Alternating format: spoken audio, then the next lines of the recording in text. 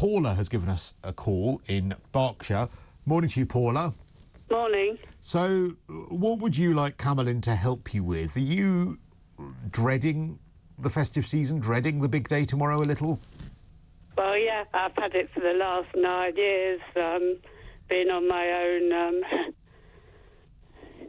because of a fallout with my 2 daughters 9 years ago. And how do you cope with that? How does it make you feel when Christmas comes around? Are you okay with it as you can be throughout the year, but does Christmas highlight it?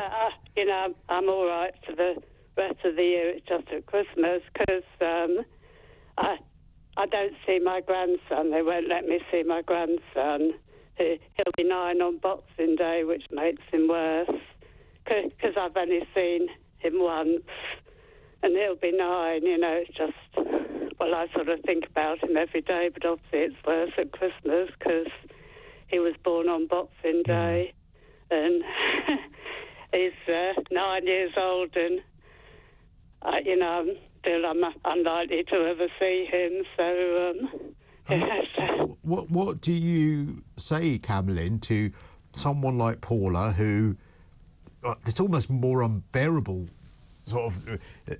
there's being lonely because you haven't got anyone, or there's being lonely with that knowing that there is family members out there and you're not included in it, which I might argue is a little bit worse, actually, because you've got that kind of torture of knowing other people that are close to you on perhaps including you. So what would be your advice for someone in Paula's position?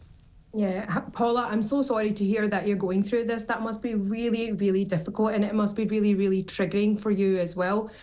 And so you're saying it's been 9 years and you've had no contact with your family at all? Oh, well, I have had a bit of contact with my older daughter who who initiated it all. She accused me of doing something I didn't do and then phoned her younger sister up, and they arranged my punishment between them. That was on Mother's Day 9 years ago. She sometimes has me over just before Christmas, but she promised to, and then she phoned me up and said, would I like to come over on the 6th of January? And I thought, well, that's a long while after Christmas. Are you going to go? No.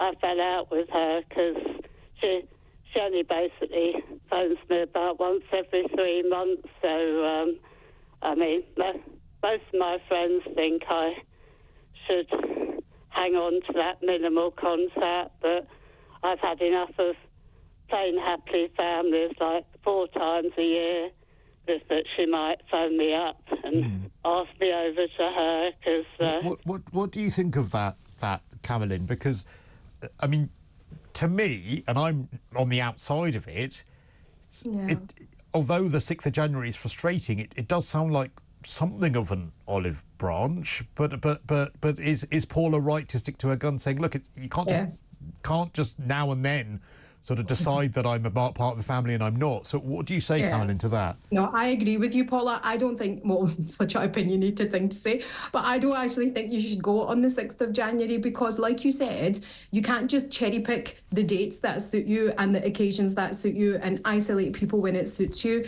That's really, really toxic. So if you want to have a relationship with somebody, either you have it properly and the terms and conditions apply to both the parties involved. You can't make up your own terms and conditions in a relationship and pick and choose when you want to see people and when it's convenient for you and when it suits you. And also, it's about your own self-respect as well, Paula, and your own self-worth, So yes, you're feeling lonely, but also if you if you think about it, if you're allowing somebody else, even if it is a family member, to dictate that relationship, I'd imagine that doesn't make you feel very good about yourself or within yourself as a person. Oh, I agree. I say people can only treat you like dirt if you allow them to. Have you? And she's so lovely to everybody else. I mean, the whole world adores my daughter. most of her friends probably wouldn't believe. I'm sure they don't know. Most of her friends probably wouldn't believe. Okay, Kamalyn, can I just ask something, Paula? I'm asking this on your behalf, but how do you feel, Kamalyn, about Paula? I'm a great fan of a letter writer, writing a letter and actually writing to her daughters, and telling them how she feels. Not in an angry way, not in a sort of, I'm going to be vindictive and I'm going to try and, let you know how angry I am, but in, through the perhaps the prism of saying, look, I love you both and I really miss you and I'd like to be a little bit more of a part of things, and it makes me feel bad that I'm not, and can we try and patch things up? Kamalyn, how do you feel about that advice for Paula? Right. So I think what Paula needs to do with that advice is ask herself, is that something she wants to do, or is that something she feels like she should be doing? So if it's not a want... I've tried all that in the past. I've had 9 years. My former pastor even tried 4 years ago to mediate on my behalf, and I basically did a grovelling apology to my younger daughter, even though I didn't feel I should. I did a grovelling apology saying I'm sorry I'd really upset her, and he got an answer back telling me never to contact her again. Oh, I'm so sorry, Paula. To get myself sectioned, which is quite funny because it's my younger daughter who's had the mental health problems. But and it sounds like maybe you're getting... She just tells me to leave her alone, never contact her ever again, and to get myself sectioned.